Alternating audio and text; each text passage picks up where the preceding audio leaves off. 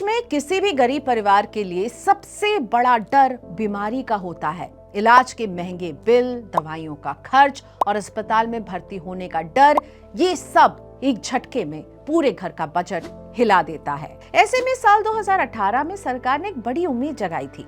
आयुष्मान भारत योजना के साथ वादा था कि देश के सबसे गरीब और कमजोर तबके को सालाना 5 लाख रुपए तक का मुफ्त इलाज मिलेगा। कार्ड बने, अस्पताल जोड़े गए और मरीजों को कहा गया कि अब इलाज का खर्च उनकी जेब से नहीं, सरकार की जेब से जाएगा। कहा यह भी गया कि ये स्कीम गेम चेंजर है। लेकिन लॉन्च के 7 साल बाद आयुष्मान योजना की जमीनी हकीकत अब सामने आ रही है। इस पूरी स्कीम पर ही सवाल उठने लगे हैं। मिसाल के तौर पर ताजा मामला यह है कि हरियाणा में 600 से ज्यादा निजी अस्पतालों ने इसी महीने आयुष्मान भारत के मरीजों का इलाज बंद कर दिया।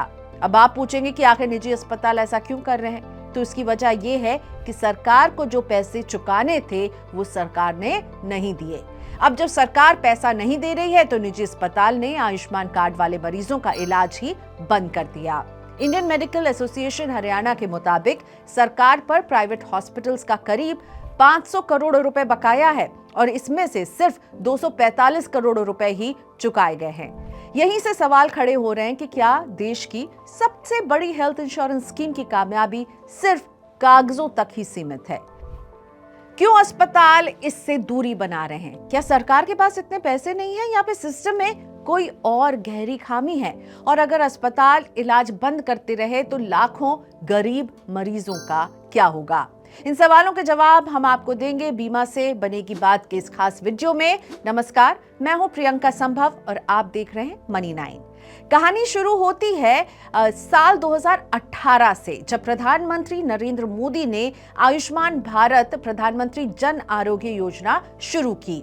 इसका मकसद साफ था, देश के गरीब परिवारों को महंगे इलाज से बचाना, स्वास्थ्य पे होने वाले मोटे खर्चे के बोझ को उनके सिर से उतारना। योजना के तहत ऐसे परिवार चुने गए जो 2011 की सामाजिक आर्थिक जनगणना में सबसे निचले पायदान पर थे। शहर और गांव दोनों के लिए अलग अलग मापदंड तय किए गए।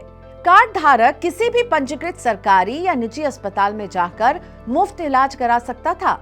अस्पताल इलाज के बाद सरकार को बिल भेजते और सरकार तय रेट लिस्ट के हिसाब से भुगतान करती। शुरुआत में ये सिस्टम काफी हद तक चला भी। अब तक 41 करोड़ से ज्यादा कार्ड बन चुके हैं, 32,000 से ज्यादा अस्पताल इससे जुड़े हैं और करीब 1.2 लाख करोड़ रुपए के इलाज हो चुके हैं। लेकिन धीरे धीरे गाड़ी के पहिए धीमे पड़ने लगे। अस्पताल को पैसे मिलने में देरी होने लगी। हरियाणा का मामला ताजा है, लेकिन ये सिर्फ एक राज्य की कहानी नहीं है।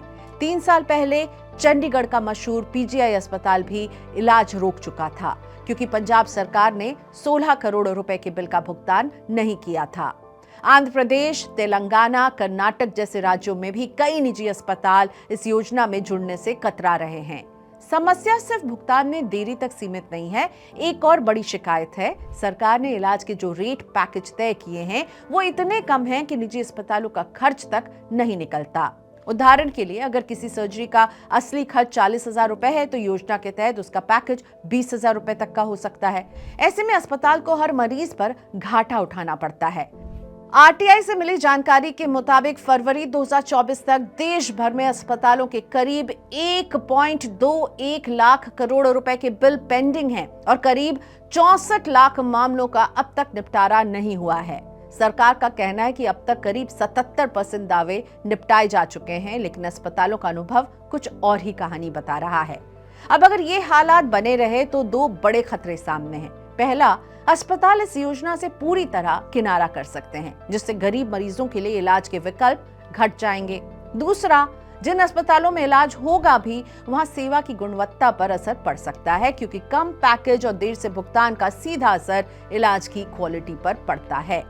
आगे का रास्ता साफ है, सरकार को बकाया तुरंत चुकाना होगा और पैकेज रेट को बाजार की हकीकत के हिसाब से बढ़ाना भी होगा, वरना ये योजना जो कभी गरीबों की सबसे बड़ी उम्मीद थी, उन्हीं गरीबों के लिए एक अधूरी कहानी बनकर रह जाएगी। हमें ये याद रखने की जरूरत है कि किसी भी इंसान का स्वास्थ्य जीवन और मृत्यु के बीच का पुल होता है और इसे लेकर सबसे ज्यादा हम अस्पतालों पर ही भरोसा करते हैं। अब अगर उन पर से ही भरोसा डगमगाने लगे तो सबसे ज्यादा नुकसान उसी इंसान का होगा जिसके पास महंगे इलाज के लिए पैसे नहीं है। तो बीमा से बनी की बात में हम इस बार बिल्कुल एक अलग एस्पेक्ट को आपके लिए लेकर आए थे। आप क्या सोचते हैं इस मसले पर? अपनी राय हमें कमेंट बॉक्स में जरूर दीजिएगा और देखते रहिए मनी9 के यूट्यूब चैनल को अगर आप सब्सक्राइब नहीं किया है तो वो भी कर लीजिए। शुक्रिया हमारे साथ जुड़ने के लिए।